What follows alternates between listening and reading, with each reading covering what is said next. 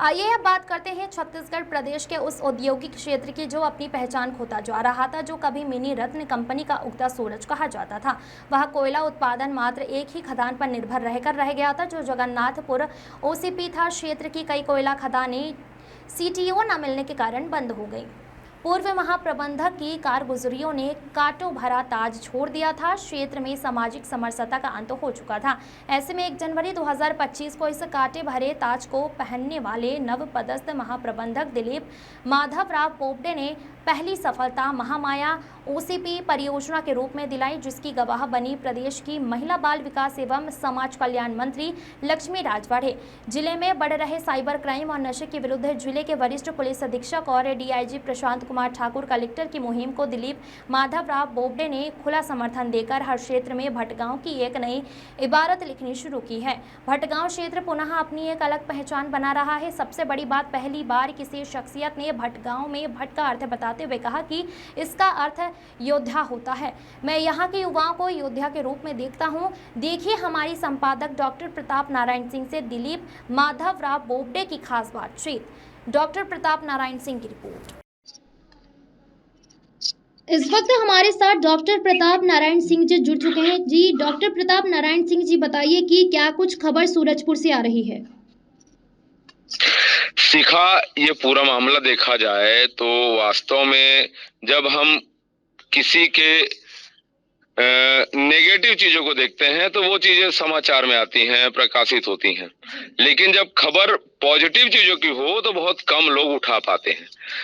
शिखा, ये वास्तव में देखा जाए तो जो भटगांव क्षेत्र है छत्तीसगढ़ का प्रमुख औद्योगिक केंद्र है शिखा, और इसके साथ साथ इस क्षेत्र में जो कोयले का उत्पादन होता है उससे सभी के घरों में जो रोशनी होती है उसमें कहीं ना कहीं भटगांव क्षेत्र का योगदान होता है कोयले के उत्पादन को लेकर। यहाँ जो वर्तमान महाप्रबंधक जिनकी पदस्थापना 1 जनवरी 2025 को हुई थी, उन्होंने एक नई नीति, नई ऊर्जा के साथ काम करना शुरू किया। सामाजिक समरसता, सामाजिक उत्तरदायित्व के साथ सबसे पहला चीज इन्होंने महामाया ओसीपी चालू किया। उसके बाद इनकी दूसरी मुहिम है, सबसे बड़ी मुहिम है, एशिया में सबसे ज्यादा कोयले का प्रचुर भंडार जो मिला है वो कहीं ना कहीं इसी क्षेत्र में मिला है। मदन नगर में कोयले की खदान को शुरुआत करने के लिए इन्होंने अपनी जो नीति बनाई है ताकि लोगों को रोजगार मिल सके, लोगों को उचित मुआवजा मिल सके, उसके लिए इनकी जो मुहिम चल रही है वो कहीं ना कहीं राष्ट्र की उन्नति के लिए, इस कंपनी की उन्नति के लिए बेहद ही कारगर साबित होगी।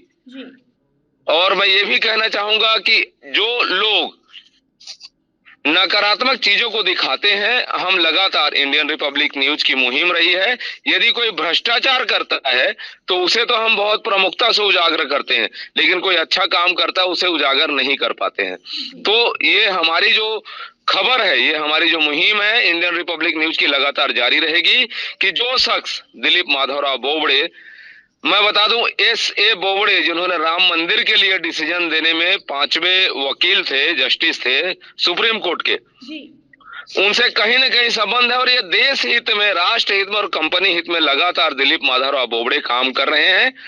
और हम चाहेंगे कि आने वाले दिनों में उनकी खबरें हम प्रमुखता से दिखा सकें। जी, तमाम जानकारियों के लिए आपका बहुत बहुत धन्यवाद। जी, 30 जुलाई का स्वर्णिम दिन कहा जाए पूरे भटगांव क्षेत्र के लिए। इससे पहले इस तरीके का राष्ट्रीय खेल दिवस के उपलक्ष्य में आयोजन शायद नहीं हुआ होगा, जहां इतना बड़ा संदेश लोगों को मिला। यहाँ जो स्कूली बच्चे आए थे उनको मिला, शिक्षक भी सहयोग किए, उनको भी मिला, नगर वासियों के साथ। बता दो 2 नगर पंचायत है जो भटगांव क्षेत्र को बिलोंग करता है। भटगांव थाना से लेके पूरे स्टाफ सभी आए, जो इस राष्ट्रीय खेल दिवस के अवसर पर मेजबानी करने वाले हैं। जी हाँ, बात कर रहा हूँ मैं श्री दिलीप माधवराव बोबडे जी का, जो भटगांव क्षेत्र के मुखिया हैं।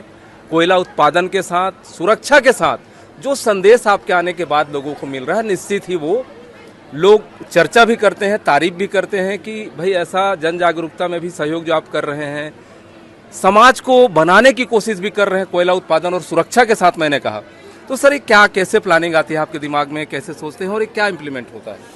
नमस्कार। ऐसे है कि ये नेशनल स्पोर्ट डे पूरे इंडिया में मनाया जा रहा है। हमारे कंपनी में भी हमारे सम्मानीय CMD साहब, हमारे डायरेक्टर साहब, हमारे डायरेक्टर HR साहब, सब ने ही यहाँ हमें उनके निर्देशन पे, उनके मार्गदर्शन पे, पूरे कंपनी पे ये सभी अच्छे स्तर पे मनाया जा रहा है। उसी परिप्रेक्ष्य में हम लोगों ने भटगांव में भी इसका आयोजन किया और इस आयोजन में हमारे यहाँ की समस्त JCC मेंबर, समस्त संगठन के हमारे प्रतिनिधि, हमारे कर्मचारीगण, हमारे अधिकारीगण, सब ने मिल के ये तय किया कि इस आयोजन को उत्कृष्ट आयोजन बनाया जाए। साथ साथ में हमारे ज़िले के मुखिया, सम्मानीय जिले कलेक्टर साहब श्री जयावर्धन साहब, हमारे DIG साहब, दोनों ने भी इसमें बहुत ही हमारा हौसला बढ़ाया और उन्होंने हमें बताया कि आप इस आयोजन को और भी बेहतर करिए, इसमें नशा मुक्ति का भी और साइबर सिक्योरिटी का भी रखें, ताकि इस दिन जो 500, 600, 700-800 जो बच्चे जमा हो गए हैं उनमें ये संदेश जाए कि हमारे देश को एक स्वस्थ ही नहीं, एक श्रेष्ठ भारत बनाने के लिए लोगों को नशा मुक्त रखना है, हेल्थ के प्रति जागरूक करना है। और इस पूरे आयोजन में हमारा एक ही उद्देश्य है कि प्रत्येक जनमानस इसके प्रति जागरूक हो जाए कि हमारा स्वास्थ्य रखना बहुत ज़्यादा ज़रूरी है, खेल में उसके लिए रुचि लेना ज़रूरी है। यहाँ के नगर पालिका के दोनों अध्यक्ष भी, उन्होंने भी अपना, और यहाँ के उपस्थित सभी ग्रामवासियों ने भी बहुत ही उत्स्फूर्त तरीके से, बहुत ही इंटरेस्ट से इसमें सहभागिता दिखाई। हमारे यहाँ के जितने भी स्कूल है, इवन हमारे भटगांव और जरई छोड़ के दूर दराज से भी बच्चे आए। मैं तो यहाँ तक देखा हूँ आज के दौड़ में हमारे कुछ बच्चे पैर में चप्पल, कुछ बच्चों के तो पैर में चप्पल भी नहीं था, इस इंटरेस्ट से दौड़े हैं। तो इन बच्चों के लिए हम भी चाहेंगे कि कुछ हमारे यहाँ से CSR में भी उत्थान हो। ये बच्चे बहुत ज़्यादा प्रतिभा रखते हैं, यही बच्चे देश का भविष्य है और इसलिए हम इस तरीके के आयोजन हमेशा करते रहेंगे। हमारा ACCL प्रबंधन, हमारे CMD साहब, हमारे समस्त डायरेक्टर लोग इसके प्रति बहुत ज़्यादा रुचि रखते हैं और हमारे CMD साहब का तो कहना है कि कोयले के उत्पादन के साथ, सुरक्षा के साथ हमारे जो आम जनता है, जिस क्षेत्र में वो कोयला निकालते हैं उस क्षेत्र का भी विकास ज़रूरी है। यही उनका कहना है। वो हमेशा बोलते हैं कि जिस पेड़ का हम फल खाते हैं उस पेड़ को सींचना बहुत ज़रूरी है। हम लोग इसी संदेश को यहाँ देना चाहते हैं और हमारे भारत को एक स्वस्थ और श्रेष्ठ भारत करना चाहते हैं। धन्यवाद, थैंक यू। बहुत कम शब्दों में आपने उस निचोड़ को बताया जो समाज के लोग चाहते हैं। आपने एक माला में कहते हैं मोतियों को पिरोने का जो काम किया है, जो अनेकता में एकता और लोगों को इसी माध्यम से एकजुट किया है, वो भी बहुत बड़ी बात है।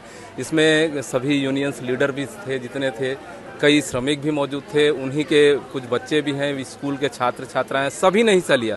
यहाँ तक कि बड़े बड़े एकेडमी से बच्चे यहाँ आए थे। आने वाले समय में क्या संदेश रहेगा, हम ये चाहते हैं लोगों के लिए। हम चाहते हैं कि आने वाले समय में और भी ज़्यादा बच्चे पार्टिसिपेट करें, वो अपनी शिक्षा के प्रति भी उतना ही ध्यान दें, खेलकूद के प्रति भी इतना ही सजग रहे। और हम चाहते हैं कि इस जगह के बच्चे ये अपना सिद्ध करें कि हम दूर दराज में नहीं रहते, हमारे में भी प्रतिभा है, हम खेल में ही नहीं, हम शिक्षा में भी आगे बढ़ेंगे। मैं तो बच्चों को जागरूक करना चाहता हूँ कि ये नशे से दूर रहे, अपना स्वास्थ्य अच्छा रहे, अपने पढ़ाई पे ध्यान दें और इस क्षेत्र का नाम बढ़ाए। मैं जानता हूँ भटगांव का, जब भटका हमने अर्थ कहीं पे ढूंढा, भटका अर्थ होता है योद्धा। यहाँ के जो बच्चे हैं वो एक योद्धा बच्चे हैं। ये ज़िले का नाम सूरजपुर है। यहाँ के बच्चे सूरज जैसे चमके, यही उम्मीद लेते हैं और उनकी आगे के भविष्य, अच्छे भविष्य की कामना करते हैं। इंडियन रिपब्लिक न्यूज़ की ओर से आपका बहुत बहुत धन्यवाद। आपने जो बातें कही, सहयोगी महेंद्र देवांगन के साथ doctor Pratap Narayan Singh, Indian Republic news, गणतंत्र भारत की स्वतंत्र आवाज़।